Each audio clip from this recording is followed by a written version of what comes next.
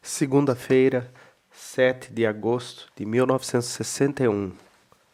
Cheguei à casa de Dom Juan, no Arizona, por volta das 7 horas da noite de sexta-feira. Havia mais 5 índios sentados com ele na varanda da casa. Cumprimentei-o e esperei que eles dissessem alguma coisa.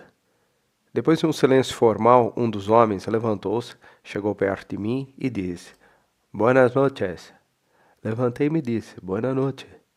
Depois todos os outros homens se levantaram e se aproximaram de mim, e nós todos murmuramos Buenas noches. Nos apertamos as mãos, mal tocamos uns nos dedos dos outros, ou pegando a mão por um instante e largando abruptamente, nós todos nos sentamos outra vez. Eles pareciam meio encabulados, sem saber o que dizer, embora todos falassem espanhol. Deviam ser umas 7h30 quando todos se levantaram de repente e foram para os fundos da casa. Ninguém dizia uma palavra, fazia tempo. Dom Juan me fez sinal para acompanhá-los e nós todos entramos numa velha caminhonete estacionada lá. Sentei-me atrás com Dom Juan e mais 2 rapazes mais moços. Não havia almofadas nem bancos e o chão de metal era duro de doer, especialmente quando saímos da estrada pavimentada e passamos para uma de terra. Dom Juan cochichou-me que íamos à casa de um amigo dele, que tinha 7 mescalitos para mim. Não tem nenhum, Dom Juan? Perguntei-lhe.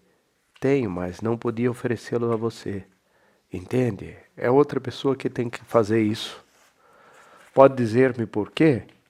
Talvez você não seja agradável a ele e ele não goste de você, então nunca poderá conhecê-lo com afeto como se deve, e nossa amizade ficará estragada. Porque ele não havia de gostar de mim, nunca lhe fiz nada. Não precisa fazer nada para ele gostar de você ou não. Ou ele o recebe ou o joga fora. Mas se ele não me receber, não há alguma coisa que eu possa fazer para obrigá-lo a gostar de mim? Os 2 outros homens pareceram ouvir minha pergunta e riram. Não, não sei de nada que se possa fazer, disse Dom Juan. Virou-se meio de lado e não pude mais falar-lhe. Devemos ter viajado pelo menos por 1 hora antes de parar diante de uma casinha. Estava bem escuro e depois que o motorista desligou os faróis, eu só conseguia distinguir a silhueta vaga do prédio. Uma moça mexicana, a jogar pelo sotaque, estava gritando com o cão para ele parar de latir. Saltamos do caminhão e entramos na casa. Os homens resmungaram Boa noite ao passarem pela moça. Ela os cumprimentou e continuou a gritar com o cão. A sala era grande e amontoada de um mundo de coisas. Uma luz fraca de uma lâmpada elétrica muito pequenina tornava a cena muito lúgubre. Havia várias cadeiras de pernas quebradas, assentos caídos encostadas às paredes. 3 dos homens sentaram-se num sofá, que era o móvel maior da sala. Era muito velho e estava apoiado no chão. A luz fraca parecia ser vermelho e sujo. Nós outros nos sentamos nas cadeiras. Permanecemos calados por muito tempo. De repente, um dos homens levantou-se e foi para outra sala. Tinha talvez uns 50 e poucos anos. E era moreno, alto e forte. Um momento depois voltou com um vidro de café. Abriu a tampa e entregou-me o vidro. Dentro havia 7 artigos de aparência estranha. Eram de tamanhos e consistências variados. Uns eram quase redondos, outros alongados. Ao tato pareciam a polpa de nozes ou a superfície da cortiça. Sua cor acastanhada os fazia parecer cascas de nozes duras e secas. Peguei nelas, esfregando sua superfície por algum tempo. Isso é para mascar? Esto se masca? Cochichou Dom Juan.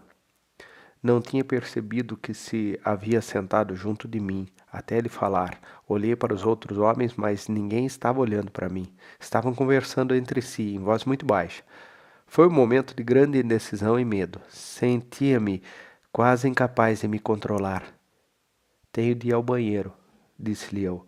Vou até lá fora, dar uma volta. Entregou-me o vidro de café e eu coloquei os botões de peiote ali. Já ia saindo da sala quando o homem que me dera o vidro se aproximou de mim e disse que tinha uma privada no outro aposento. O vaso ficava quase junto da porta, Junto dela, quase encostada ao vaso, havia uma grande cama, ocupando mais da metade do quarto. A mulher estava ali dormindo. Fiquei parado junto da porta um pouco e depois voltei à sala onde estavam os outros homens. O dono da casa falou-me em inglês. Dom Juan disse que você é da América do Sul. Lá existe mescal? Respondi-lhe que nunca tinha ouvido falar nisso. Pareceram estar interessados na América do Sul e conversamos um pouco sobre os índios. Nesse momento, um dos homens me perguntou por que eu queria comer peiote. Eu disse que queria saber como era. Todos riram, encabulados. Dom Juan me disse baixinho: Masque, masque, masca, masca. Minhas mãos estavam úmidas e meu estômago contraído. O vidro com os botões de peiote estava no chão ao lado de minha cadeira. Abaixei-me, peguei um ao acaso e o pus na boca. Tinha um gosto de coisa velha. Mordi, dividindo em dois, e comecei a mastigar um dos pedaços. Senti um amargo forte e pungente. No momento, toda a minha boca estava dormente. O amargo aumentava enquanto eu mascava, forçando uma salivação incrível. Minhas gengivas e a parte interna de minha boca estavam como se eu tivesse comido carne seca ou peixe salgado, parecendo obrigar-me a mascar mais. Pouco depois, masquei o outro pedaço. Minha boca estava tão amortecida que eu nem sentia mais o amargor. O botão de peiote tinha uma penca de fibras, como a parte fibrosa da laranja ou da cana, e eu não sabia se devia engoli-la ou cuspi-la. Naquele momento, o dono da casa levantou-se e convidou a todos para saírem para a varanda. Saímos e ficamos sentados no escuro. Estava bastante agradável lá fora e o anfitrião trouxe uma garrafa de tequila. Os homens estavam sentados numa fileira, encostados à parede. Eu estava à extrema direita da fila. Dom Juan, que continuava a meu lado, colocou o vidro com os botões de peiote entre as minhas pernas. Depois, passou-me a garrafa que tinha vindo pela fila e disse-me que bebesse um pouco de tequila para tirar o amargor. Cuspi os fiapos do primeiro botão, tomei um gole. Ele me disse que não o engolisse, mas apenas bochechasse para fazer parar a salivação. Não adiantou muito para a saliva, mas certamente ajudou a tirar um pouco do amargo. Dom Juan deu-me um pedaço de damasco seco, talvez fosse um figo seco. Eu não conseguia ver no escuro, nem sentir o gosto, e disse-me que mastigasse bastante e devagar, sem me apressar. Tive dificuldade em engoli-lo, parecia que não queria descer. Depois de um curto intervalo, a garrafa foi novamente passada. Dom Juan deu-me um pedaço de carne seca. Disse-lhe que não estava com vontade de comer. Isso não é comer, falou ele, com firmeza. A função repetiu 6 vezes. Lembro-me de já ter mascado 6 botões de peiote. Quando a conversa ficou muito animada, embora eu não conseguisse distinguir que língua estavam falando, o tema da conversa, da qual todos participavam, era muito interessante, e eu procurei ouvir atentamente para também poder participar. Mas quando tentei falar, vi que não conseguia. As palavras passeavam a esmo pela minha cabeça. Fiquei sentado, encostado à parede, escutando o que os homens falavam. Estavam falando italiano e repetiam continuamente uma frase a respeito da estupidez dos tubarões. Achei que era um assunto lógico e coerente. Eu havia contado a Dom Juan que o rico Colorado no Arizona fora chamado pelos primeiros espanhóis de El Rio de los Tizones, Rio dos Tições, e que alguém tinha escrito errado ou entendido errado a palavra tizones. E o rio foi chamado El Rio de los Tubarones, Rio dos Tubarões. Eu tinha certeza de que estavam comentando essa história, mas não me ocorreu pensar que nenhum deles sabia falar italiano. Estava com muita vontade de vomitar, mas não me lembro se o fiz, de fato. Perguntei se alguém poderia arranjar-me água. Estava com uma sede insuportável. Dom Juan me trouxe uma panela grande. Colocou no chão, junto da parede. Trouxe também uma canequinha. Mergulhou-a na panela e deu-a a mim, dizendo que eu não podia beber, mas que devia apenas refrescar minha boca com ela. A água tinha um aspecto estranho, reluzente, como um verniz grosso. Quis perguntar a Dom Juan a respeito e, com dificuldade, tentei formular meus pensamentos em inglês, mas depois pensei que ele não sabia falar inglês. Houve um momento de muita confusão e tive noção do fato de que, embora tivesse um pensamento claro em minha cabeça, eu não podia falar. Queria comentar sobre o estranho aspecto da água, mas o que se seguiu não foi fala. Era a sensação de meus pensamentos não falados saindo de minha boca em forma líquida. Era uma sensação fácil de vômito sem as contrações do diafragma. Era um agradável fluxo de palavras líquidas. Bebi. E a sensação de estar vomitando passou. A essa altura todos os sons haviam desaparecido e vi que tinha dificuldade em focalizar os olhos. Procurei Dom Juan e, ao virar a cabeça, notei que meu campo de visão tinha se reduzido a uma área circular defronte de meus olhos. Essa sensação não era nem assustadora nem incômoda. Ao contrário, era uma novidade. Eu podia praticamente varrer o solo, focalizando um ponto e depois movendo minha cabeça devagar em qualquer direção. Quando eu havia saído para a varanda, tinha reparado que estava toda no escuro, a não ser a luminosidade distante das luzes da cidade. No entanto, dentro da área circular de minha visão, tudo era claro. Esqueci-me de minha preocupação com Dom Juan e os outros homens, entreguei-me totalmente a explorar o terreno com minha visão aguçada.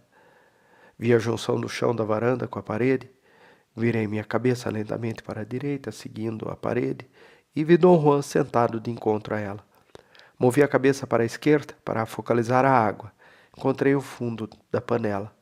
Ergui minha cabeça ligeiramente e vi um cão preto de tamanho médio aproximando-se. Notei que ele vinha em direção à água. O cão começou a beber. Levantei a mão para espantá-lo da minha água. Focalizei minha vista no cão para executar o movimento e de repente eu vi que ele se tornava transparente. A água era um líquido brilhante e viscoso. Eu a vi descendo pela garganta do cachorro e entrando no corpo dele. Eu a vi percorrendo todo o corpo dele e depois saindo por cada um dos pelos. Vi o fluido iridescente passando por cada pelo individual e depois projetando-se aos pelos para fora. Uma juba longa, branca, sedosa. Naquele momento tive a sensação de convulsões intensas e em poucos instantes formou-se em volta de mim um túnel, muito baixo, estreito, duro e estranhamente frio. Quando o toquei, parecia uma parede de folhas sólidas. Vi que eu estava sentado no chão do túnel. Tentei levantar, mas dei com a cabeça no teto de metal e o túnel contraiu-se, até estar me sufocando. Lembro-me que tive de arrastar-me até uma espécie de curva onde acabava o túnel. Quando finalmente cheguei lá, se é que cheguei, eu tinha esquecido completamente o cão, Dom Juan e a mim mesmo. Estava exausto. Minhas roupas estavam ensopadas de um líquido frio e viscoso. Eu rolava para diante, para trás, procurando encontrar uma posição para descansar, uma posição em que meu coração não batesse tão forte. Num desses movimentos, tornei a ver o cão. Todas as recordações me voltaram de repente e tudo ficou claro em minha mente. Virei-me para procurar Dom Juan, mas não conseguia distinguir nada nem ninguém. Eu só conseguia ver o cão ficando iridescente. Uma luz intensa se irradiava do seu corpo. Tornei a ver a água fluindo através dele, acendendo como uma fogueira. Cheguei até a água, afundei meu rosto na panela e bebi com ele. Minhas mãos estavam diante de mim no chão e enquanto eu bebia, vi o fluido correndo por minhas veias e criando tonalidade de vermelho, amarelo e verde. Bebi mais, mais, bebi até estar todo em fogo. Eu estava todo aceso. Bebi até que o líquido saiu do meu corpo por todos os poros, projetando-se para fora como fibras de seda. E eu também adquiri uma juba comprida, lustrosa, iridescente. Olhei para o cachorro e a juba dele era igual à minha. Uma felicidade suprema me encheu o corpo todo. Corremos juntos para uma espécie de calor amarelo que vinha de algum lugar indefinido. E ali brincamos. Brincamos, lutamos até eu saber os desejos dele e ele saber os meus. Cada um manipulava o outro à maneira dos teatros de fantoches. e o fazia mexer as pernas quando torcia meus dedos dos pés, e cada vez que ele batia a cabeça, eu sentia um desejo irresistível de saltar. Mas a maior travessura dele era fazer com que eu coçasse minha cabeça com o pé enquanto estava sentado, o que conseguia abanando as orelhas de um lado para o outro. Isso para mim era inteira e insuportavelmente engraçado. Uma tal graça e ironia. Tanto domínio, pensei. A euforia que se apossou de mim era indescritível. Eu ri até quase não poder respirar. Tinha a sensação nítida de não conseguir abrir os olhos. Eu estava olhando por um tanque de água. Era um estado longo, muito doloroso, cheio da ansiedade de não poder despertar e, no entanto, de sentir-me acordado. Então, de repente, o mundo ficou claro e em foco. Meu campo de visão tornou-se novamente muito redondo e amplo, e com isso surgiu um ato consciente comum, que foi o de virar-me e procurar aquele ser maravilhoso. Nesse ponto encontrei a transição mais difícil. A passagem de meu estado normal se dera quase sem eu sentir. Eu tinha consciência, meus pensamentos e sentimentos eram um corolário dessa consciência. E a passagem foi clara e suave. Mas essa segunda modificação, o despertar para uma consciência clara e sóbria, foi verdadeiramente chocante. Eu tinha esquecido que era homem. A tristeza de uma situação tão irreconciliável foi tão intensa que eu chorei. Sábado, 5 de agosto de 1961. Mais tarde, naquela manhã, depois de tomar o café, o dono da casa, Dom Juan, e eu voltamos para a casa do segundo. Eu estava muito cansado, mas não consegui dormir na caminhonete. Só depois que o homem se foi é que eu adormeci, na varanda da casa de Dom Juan. Quando acordei, já estava escuro. Dom Juan me cobrira com uma manta. Eu procurei, mas ele não estava em casa. Depois apareceu trazendo uma panela de feijão frito e um monte de tortilhas. Eu estava com muita fome. Depois de comermos, descansamos e ele me pediu que lhe contasse tudo o que me acontecera na véspera. Narrei minha experiência com muitos detalhes e o mais precisamente possível. Quando terminei, ele meneou a cabeça e disse: Acho que você está bem. É difícil explicar agora como e por quê, mas creio que as coisas foram bem para você. Sabe, às vezes ele é brincalhão, como uma criança. Outras vezes é terrível, temível. Ou ele brinca ou fica muito sério. É impossível saber de antemão como é que ele vai ser com a outra pessoa. No entanto, quando a gente o conhece bem, às vezes, você brincou com ele hoje. É a única pessoa que eu conheço que tenha tido um encontro desses. De que modo a minha experiência é diferente da dos outros? Você não é índio, por isso é difícil calcular o que há. No entanto, ele ou aceita as pessoas ou as rejeita. Não importando que sejam índias ou não. Isso eu sei. Já vi muitas. Sei também que ele brinca, que faz umas pessoas rirem. Mas nunca ouvi brincar com ninguém. Pode dizer-me agora, Dom Juan, como é que o peiote protege? Não me deixou terminar. Apertou meu ombro com força. Nunca se refira a ele por esse nome. Você ainda não o viu o suficiente para conhecê-lo. Como é que Mescalito protege as pessoas? Ele aconselha, responde a todas as perguntas que você fizer. Então Mescalito é real? Quero dizer, é uma coisa que se possa ver? Pareceu ficar confuso com minha pergunta. Ficou olhando para mim com uma expressão vazia. O que quero dizer é que, Mescalito, eu ouvi o que você falou. Você não ouviu ontem? Eu queria dizer que só tinha visto um cachorro, mas reparei que ele estava com um ar intrigado. Então você acha que o que eu vi ontem foi ele? Olhou para mim com desprezo. Riu, sacudiu a cabeça como se não pudesse acreditar e num tom de voz muito truculento acrescentou: Há pouco crês que era tu, mamá? Não me diga que acreditas que era tua mamãe?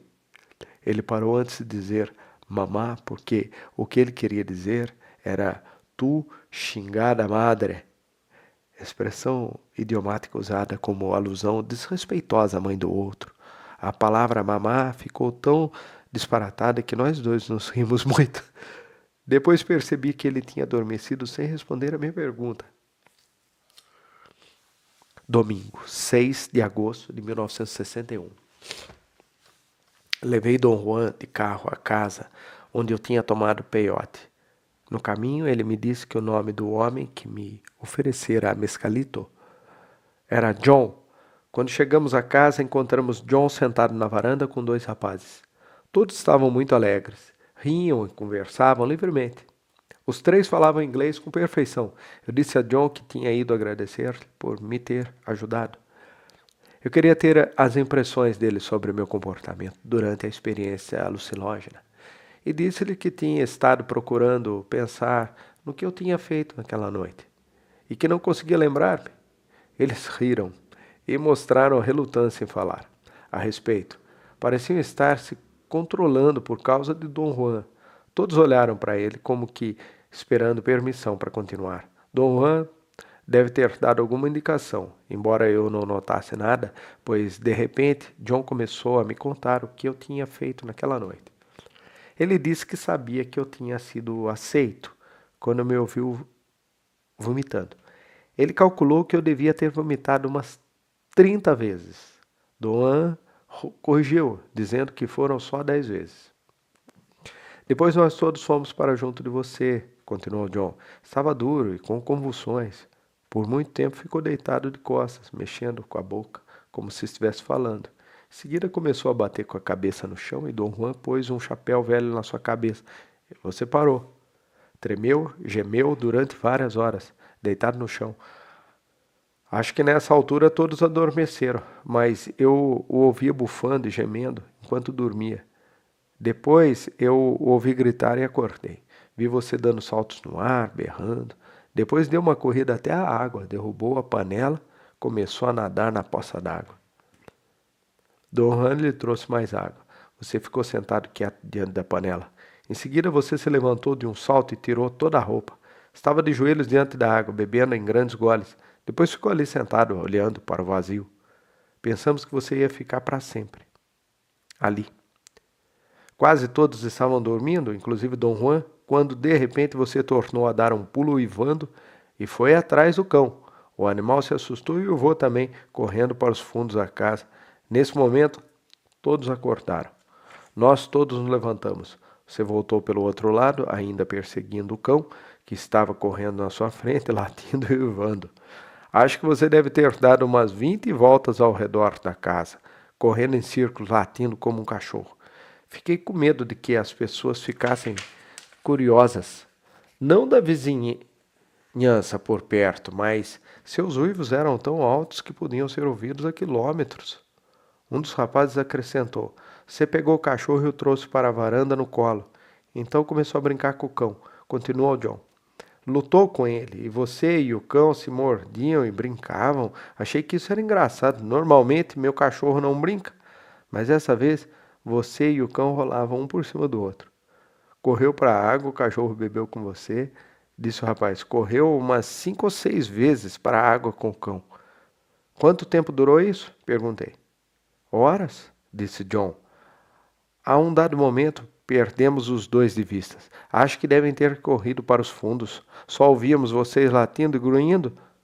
Você fazia ruídos tão semelhantes aos do cachorro que não podíamos distinguir os dois. Talvez fosse só o cão, disse eu. Eles riram e John disse: era você que estava latindo, rapaz. E depois, o que aconteceu?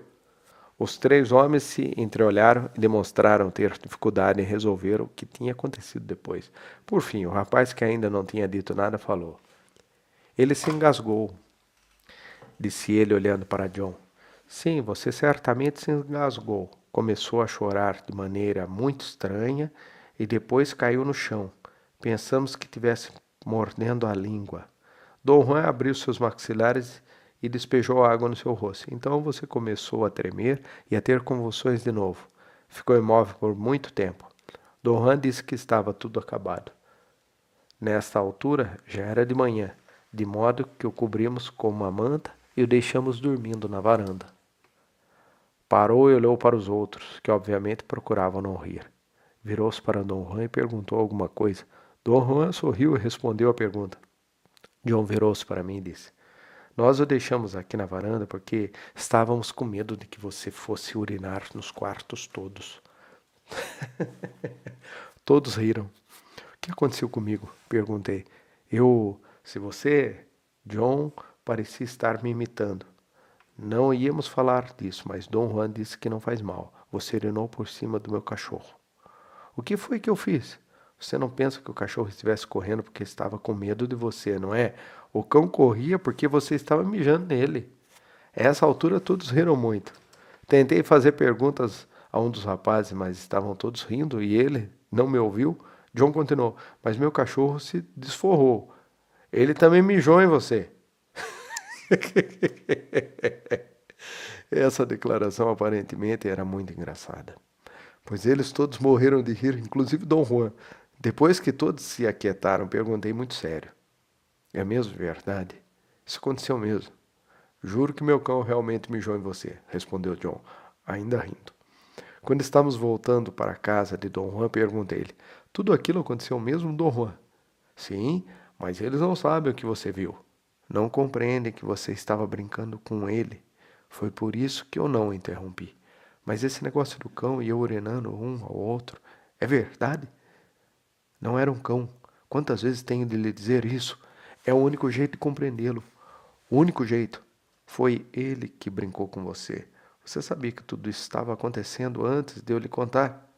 Vacilou um momento antes de responder. Não, depois que você me contou, eu me lembrei de como você estava estranho. Eu desconfiava de que você estava bem, porque você não parecia assustado. O cão brincou mesmo comigo, como eles dizem? Que diabo! Não era um cão? Quinta-feira, 17 de agosto de 1961. Contei a Dom Juan o que eu sentia a respeito de minha experiência, do ponto de vista de meu pretenso trabalho. Tinha sido uma coisa desastrosa. Disse que não estava interessado em outro encontro desses com Mescalito. Concordei que tudo o que acontecera fora para lá de interessante, mas acrescentei que nada daquilo poderia realmente me levar a procurá-lo outra vez. Eu acreditava seriamente que não era feito para esse tipo de esforço.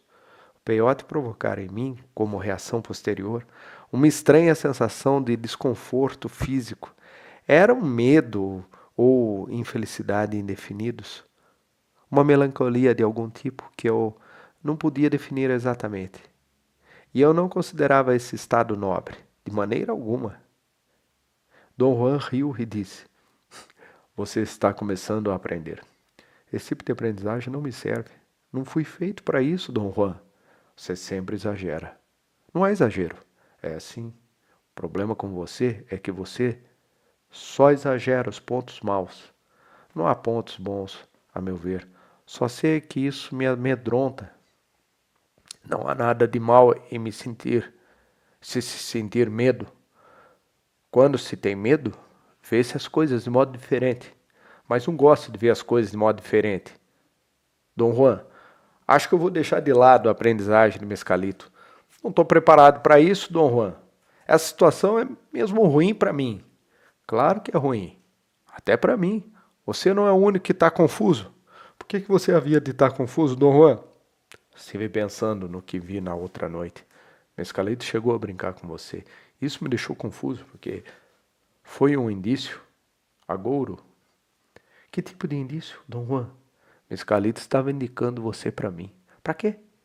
Não estava claro para mim então, mas agora está. Ele queria dizer que você era o homem escolhido. Escolhido. Mescalito me mostrou você e, fazendo isso, me disse que você era o escolhido. Quer dizer que eu fui escolhido entre outros para alguma tarefa? Coisa assim? Não. O que eu quero dizer é que Mescalito me disse que você podia ser o homem que estou procurando. Quando foi que ele lhe disse isso, Dom Juan? Brincando com você, ele me disse isso. Isso faz de você o homem escolhido para mim. O que significa ser o homem escolhido? Há alguns segredos que conheço. Tenho segredos que não poderia revelar a ninguém, a não ser que encontre o meu homem escolhido. Na outra noite, quando eu o vi brincando com o Mescalito, ficou claro para mim que você era esse homem. Mas você não é índio. Que estranho. Mas o que isso significa para mim, Dom Juan? O que eu tenho que fazer? Já resolvi e vou ensinar-lhe os segredos que constituem o todo de um homem de sabedoria. Quer dizer, os segredos sobre Mescalito? Sim, mas não só esses, os segredos que conheço. Há outros de um tipo diferente que eu gostaria de dar a alguém. Eu também tive um mestre, meu benfeitor, e também me tornei um homem escolhido ao executar certa façanha. Ele me ensinou tudo o que eu sei. Tornei a perguntar-lhe o que esse novo papel exigiria de mim. Ele disse que a única coisa necessária era aprender. Aprender no sentido de que eu tinha experimentado nas 2 sessões com ele. O modo como se modificara a situação era bem estranho. Eu tinha resolvido dizer a ele que ia desistir das ideias de aprender a respeito do peiote. Então, antes de eu poder fazê-lo, entender, ele me oferecia para ensinar-me o seu conhecimento. Não sabia o que ele queria dizer com isso, mas senti que essa reviravolta repentina era muito séria. Argumentei que não tinha qualificações para essa tarefa, pois ela exigia um tipo raro de coragem que eu não possuía. Disse-lhe que minha natureza era mais de comentar os atos praticados pelos outros. Queria saber das opiniões dele sobre tudo. Disse-lhe que ficaria feliz se pudesse ficar ali sentado e ouvi-lo falar por dias e dias. Para mim, isso seria aprender. Escutou sem interromper. Falei muito tempo. Então ele disse: tudo isso é muito fácil de entender. O medo é o primeiro inimigo natural que o homem tem de vencer em seu caminho para o conhecimento. Além disso, você é curioso. Isso acerta as coisas. E há de aprender a despeito de você mesmo. É esta a regra. Ainda protestei um pouco procurando dissuadi-lo, mas ele parecia estar convencido de que não havia nada que eu pudesse fazer senão aprender. Você não está pensando na ordem certa, disse ele. Mescalito chegou a brincar com você. É nisso que tem de pensar. Por que não medita sobre isso em vez de no seu medo? Foi assim tão raro? Foi a única pessoa que eu já vi brincar com ele. Você não está habituado com esse tipo de vida. Portanto, as indicações, agouros, lhe passam desapercebidas. No entanto, é uma pessoa séria, mas sua seriedade está ligada ao que você faz, não ao que se passa fora de você. Preocupa-se muito com você. E esse é o problema. E isso dá um cansaço horrível. Mas o que mais se pode fazer, Dom Juan? Procure e veja as maravilhas em volta de você. Está cansado de olhar só para si, e essa fadiga o torna surdo, cego para todo o resto. Tem razão, Dom Juan. Mas como posso modificar-me? Pense na maravilha do Mescalito brincando com você. Não pense em mais nada. O resto virá por si. Domingo, 20 de agosto de 1961. Ontem à noite, Dom Juan começou a me conduzir ao reino de seu conhecimento. Ficamos sentados de frente da casa dele, no escuro. De repente, depois de um longo silêncio, ele começou a falar. Disse que ia aconselhar-me com as mesmas palavras que o benfeitor dele usara no primeiro dia em que o recebeu como aprendiz. Parece que Dom Juan tinha decorado as palavras, pois ele as repetiu várias vezes, para ter a certeza de que eu não perdia nenhuma. Um homem vai para o conhecimento como vai para a guerra, bem desperto, com medo, com respeito e com uma segurança absoluta. Ir para o conhecimento ou ir para a guerra de qualquer outra maneira é um erro, e quem o cometer há de se arrepender. Perguntei-lhe por que era isso, e ele disse que quando o homem preenche esses 4 requisitos, não há erro que ele tenha de explicar. Nessas condições, seus atos perdem a qualidade desastrada dos atos de um tolo. Se um homem desse fracassar ou sofrer uma derrota, terá perdido apenas uma batalha, e não haverá remorsos tristes por isso. Depois ele disse que pretendia ensinar-me a respeito de um aliado, da mesmíssima maneira que seu benfeitor lhe ensinara. Frisou bem a expressão mesmíssima, repetindo-a várias vezes. Um aliado, disse ele, é um poder que um homem pode introduzir em sua vida para ajudá-lo, aconselhá-lo e dar-lhe a força necessária para executar atos, grandes ou pequenos, certos ou errados. Este aliado é necessário para realçar a vida de um homem, orientar suas ações e aumentar seus conhecimentos. De fato, um aliado é o auxiliar indispensável do conhecimento.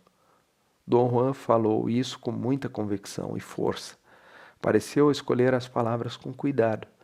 Repetiu a seguinte frase 4 vezes. Um aliado o fará ver e compreender coisas a respeito das quais nenhum ser humano poderia esclarecê-lo. Um aliado é assim como um anjo de guarda. Não é guarda nem anjo, é um auxiliar.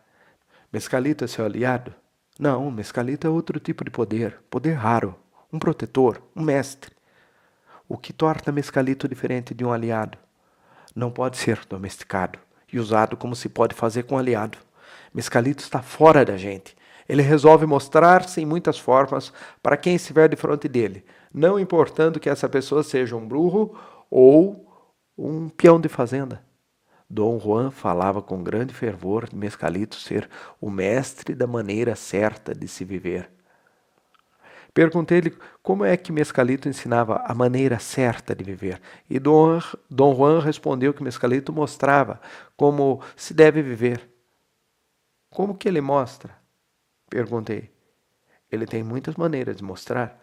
Às vezes mostra por sua mão, ou nas pedras, ou nas árvores, ou apenas diante de você.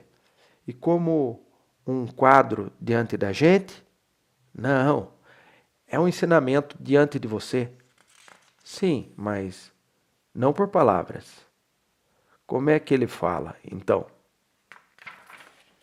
Fala de maneira diferente, com cada homem. Senti que minhas perguntas o aborreciam. Não perguntei mais nada. Ele continuou a explicar que não havia passos precisos para se conhecer Mescalito. Por isso ninguém podia ensinar a respeito dele, a não ser o próprio Mescalito. Essa qualidade tornava um poder único, não era o mesmo para todos os homens. Por outro lado, para se adquirir um aliado era necessário, disse Dom Juan, um ensinamento mais preciso e que se seguisse estágios ou passos sem um único desvio. Existem muitos desses poderes aliados no mundo, falou, mas ele só conhecia de perto 2 e pretendia conduzir-me a eles e seus segredos, mas cabia a mim escolher um deles, pois eu só poderia ter um. O aliado do benfeitor dele estava na hierba del diablo, erva do diabo. Mas ele pessoalmente não gostava dela, embora seu benfeitor lhe tivesse ensinado seus segredos. Seu próprio aliado estava o mito, fuminho, falou Dom Juan, mas ele não explicou a natureza do fumo. Perguntei-lhe a respeito, ficou calado. Depois de uma longa pausa, perguntei-lhe, que tipo de poder tem um aliado? É um auxílio, eu já lhe disse. Como que auxilia? Um aliado é um poder capaz de transportar o homem além dos limites dele mesmo. É assim que um aliado pode revelar assuntos que nenhum ser humano poderia revelar. Mas Mescalito também leva a pessoa além dos seus limites. Isso não faz dele um aliado? Não. Mescalito tira a pessoa dela mesma para ensinar-lhe. Um aliado a tira para lhe dar poder. Pedi-lhe que me explicasse esse ponto mais detalhadamente, ou que me descrevesse a diferença em efeitos entre os dois. Ele me olhou por muito tempo e riu. Disse que aprender por conversas era não só uma perda de tempo, como ainda era estupidez, pois aprender era a tarefa mais difícil que o homem poderia empreender.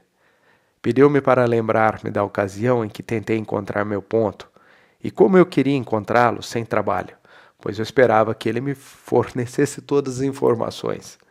Se ele tivesse feito isso, disse ele, eu nunca teria aprendido, Mas saber como era difícil encontrar meu ponto e, acima de tudo, saber que ele existia, dar-me-ia um raro senso de confiança. Diz que enquanto eu ficasse agarrado a meu ponto bom, nada me poderia causar um mal físico, pois eu tinha segurança de que naquele determinado ponto eu estava no meu máximo. Tinha o poder de me livrar de tudo quanto pudesse prejudicar-me. Contudo, se ele me tivesse contado onde ele ficava, eu nunca teria tido a confiança necessária para considerar aquilo verdadeiro conhecimento. Assim, saber era realmente poder. Depois, Dom Juan disse que cada vez que o homem resolve aprender, ele tem de trabalhar duro, como eu trabalhei, para encontrar aquele ponto. E os limites de sua aprendizagem são determinados por sua própria natureza. Assim, ele não via vantagem em falar sobre o conhecimento. Disse que certos tipos de conhecimento eram poderosos demais para a força que eu possuía e que falar sobre eles só me faria mal. Parece que achava que não havia mais nada a dizer e levantou-se e foi para casa. Falei-lhe que a situação me confundia. Não era o que eu imaginara ou queria que fosse. Respondeu que os temores são naturais, que todos nós os sentimos e que não há nada a fazer a respeito.